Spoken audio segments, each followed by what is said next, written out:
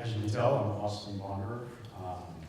With this slide, I'm clearly trying to bombard your subconscious with Bonderer and patents and contact me. So, anyhow, let's play with this thing. Okay. All right. So right now, it's patent time. It's time to look at your IP. During this presentation, what I hope to do is provide some information for people who don't know a lot about patents, and then also practical information for everyone who deals with attorneys. Disclaimer: the following is presented for informational purposes only. Nothing contained in here is legal advice, nor considered to establish an attorney-client relationship. I'm always looking for clients, come talk to me, but this doesn't do it. My experience as a patent examiner does not provide any official advantage in the procuring of patents. It does provide a lot of experience, but so if you're dealing with IP, make sure you contact a patent professional. Understand this stuff is dangerous. So why should we listen to this guy? I don't know. I'll give you some reason. So I'm going to tell you a little bit about my life story. I grew up in a very small town in Mississippi. High school was one, and it had about 320 students total. I ended up going to the University of Virginia, graduated in engineering, and go Hoops. It was there that I started my patent career. I did my senior thesis on one of my inventions, and in furtherance of my goal, I interned at the University of Virginia Patent Technology Transfer Center. I wanted to stay at UVA and work at the at the Transfer Center. I mean, who doesn't want to live in college forever? And they're like, no, you have to go out into the world and get some experience. So this is how I found myself at the USPTO. I was a patent examiner for 5.5 years. During that time, I worked in fluid dynamics, business methods, and medical devices and procedures. I also went to law school at night, and I was a law clerk at the Patent Trial of Appeals Court, PTAB. After that, I moved to California, and that's when I started working for Foxconn. Some of you may know who Foxconn is. If you don't, if you happen to have an iPhone, iPad, that's the company that manufactures all those products. While there, I ended up becoming the head of their U.S. patent prosecution for their nanotechnology department. I also was lucky enough to go to China several times. I was also honored to was asked to present at Tsinghua University on the U.S. patent system. So eventually I started my own patent practice. Between being an examiner and an attorney, I'm listed on over 600 U.S. patents. That's approximately 0.06% of all U.S. patents have my name on them. So when do you need a patent attorney? All right, do you need a patent attorney? Often people come to me in a mess that was very easily prevented. You basically need to talk to an attorney right away, just like you would talk to an accountant.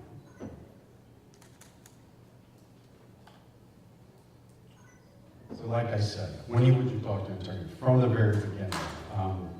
2-hour consultation with a patent attorney won't explain everything about patents to you.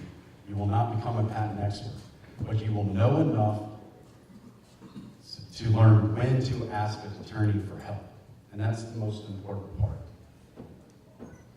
Another thing that patent attorneys can help you with is, should you obtain a prior art search? Now, the obvious part of a prior art search is your idea patentable? Can you get a patent on it? Yes. The one thing that most people don't realize about prior art searches is patents are a great resource. There is so much knowledge contained therein, and they tend to be written a lot more concise than scholarly papers. So there's a problem identified, and a solution is there. And most of the time when I provide the search report to the inventors, they read it, and it shakes something loose in their thought process. And it actually makes their inventions better. Another thing, employment contracts, contractor contracts, do they address IP? People are always developing IP, whether they work for you, if it's yourself, You tell people a problem, they will try to solve it in their head. So do your contracts discuss IP? Do you even have contracts with your employees and contractors? So there are landmines within the patent system. Whoops. Oh, sorry. I'm a little fast, sorry. There we go. Okay, so I always tell my clients that invention is the easy part. And it really is. Just like you were listening to STEM ahead of this, it's exactly the problem. Invention comes, how do you make money off it? That's the big question. So another part is, are you willing to enforce your patent? Understand that a patent without the willingness to enforce it in a court of law is nothing but a very expensive vanity project. It's your name on a government document that costs you a lot of money to obtain. Now, understand that the patent office should really be called the rejection office. Many times with my inventors, your first office action, a lot of times you'll come back and you'll be like, how in the world did the examiner come up with this? Now understand they have to show work to their bosses as well. So just understand that the patent office is trying not to give you a patent. So it's a little bit difficult, but with the right work and the invention, you can get it done. So, landmines within the patent system. Most of us have worked for somebody else, correct? Most of us have gone to school, correct? The issue with this is that if you developed your idea while working for someone else, they may have claim to your invention. I actually know when I went to the University of Virginia that they went after some graduates for items that they had developed while students, claiming it was the university's intellectual property. The university won. How's your operational security within your organization? Is your information locked down with assignments and non-disclosure agreements? So understand, one of the biggest messes I have to deal with is that a company has an employee and the employee leaves without signing an assignment. The way patents work is the inventors are the owners of the invention until an assignment is made. Now you can rely on state law that actually says that if someone develops something while you're paying them to do it, it is technically your property, but you have to go to court to enforce that. And there will always be a question on the title of that patent, which can affect its value. So what about disclosing to investors? Obviously, a lot of startups here, one of the things you want to do is get money to move forward. Now, investors rarely sign non-disclosure agreements. So the United States is great in the fact that it gives you a year from the first public disclosure to file a U.S. patent. However, any public disclosure, even in the United States, will prevent you from obtaining a patent in Europe and especially China. So any public disclosure, even if you're talking to investors, if they don't have a non-disclosure agreement, that's a public disclosure. So you better have that stuff covered by a patent application at the patent office. Now understand, like a lot of misconceptions about provisional patents. They're the cheap patent, they're the easy patent. Provisionals, like other patents and our applications, can kind of be a trap. So say you file a 5-page disclosure because you're about to go into a meeting with somebody. But the actual amount of paper that it would take to actually describe that invention would be 20 plus. That's 15 pages that is not covered by your application to the patent office. And it goes back to the public disclosure. You disclosed 15 pages of your invention that was not covered by the patent office, and you can lose that when you move into foreign markets. You can lose it in the United States if you don't file an application with the USPTO within a year of that disclosure. This is also a problem when you have continually developing technologies. You file a patent application, it covers A plus B. 6 months later, you come up with A plus B plus C. C makes it the greatest thing in the world. So you're out telling everybody about A, B plus C. You may have lost your right to patent that great new addition to your technology.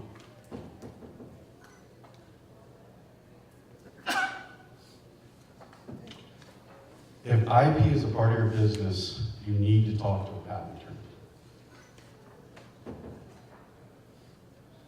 But patent attorneys are very expensive, but so are good accountants. Remember that 2 hours with a patent attorney can actually save your business. I've actually had people come to me after the fact where they couldn't file a patent application. They were having products manufactured in China. China directly contacted their manufacturers and cut them out of the entire bill. They lost their business. If they had a patent, they would have been able to prevent that. So why are patent attorneys expensive? As Dan mentioned, we have to go get a technical degree, either typically engineering or science, then go to law school, pass the state bar, and pass the patent bar.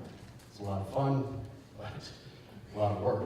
So therefore, in the entire time that they've been registering patent attorneys, there's only been 78,000 registered.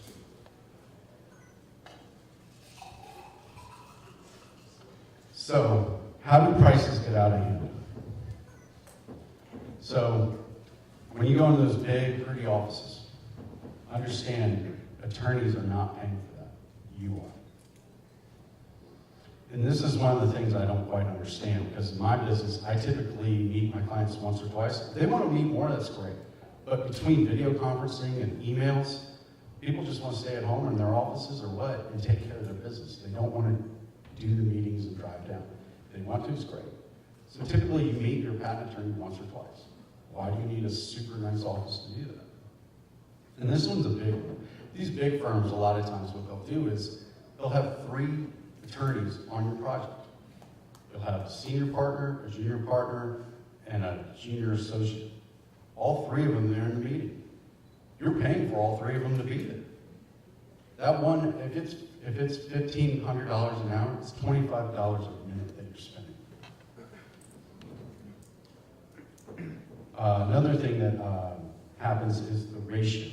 I don't know if you're well aware of the ratio that happens in these large firms, but when you go in, say your attorney charges $600 an hour or bills at $600 an hour, he gets $200, overhead gets $200, and the partners get $200. So in order for that patent attorney to make a lot of money, he has to bill. But every time he bills higher rates, he has to multiply it by 3, and that's what you're paying. Now, I want to be clear. These large firms are large for good reasons. They're often very, very good at what they do, and they have a very good name in the industry. While a great name might be good for litigation, I can tell you as an experience as a patent attorney, if you're trying to get a patent, that name means nothing to patent examiners. I don't think we ever mentioned a firm the entire time I was at the patent office. And so when you're a startup mode, you should start thinking that cash is king. That should be a motto the entire time, especially if you're dealing with someone else. And regardless of how well funded you are, you need a return on your investment dollars. So, some ways that you can keep prices under control. One, possibly look at smaller, fiscally responsible firms. And keep track of the time that you spend with your attorney. This will give you a bellwether on how their billing practices are. Compare it to your invoices. Another thing is at the beginning, start looking at your invoices. If you've got a question, ask. And squeaky wheels get oiled. It's just business. If you take your invoice, it goes like this. I'm not saying anyone's improperly billing you, but they may think twice about billing you for that phone call if they know it's going to take another 30 minutes to discuss the phone call. Sometimes it may just need it. Now, here's another part too. Sometimes it's up to you to keep your costs down. This is with phone calls and emails. You keep sending very short, chippy phone calls. Hey, I got one little question. Eventually, the attorney's going to have to start billing you for each one of those phone calls. Same with emails. You keep sending email. I have to. And understand, this is what I tell people.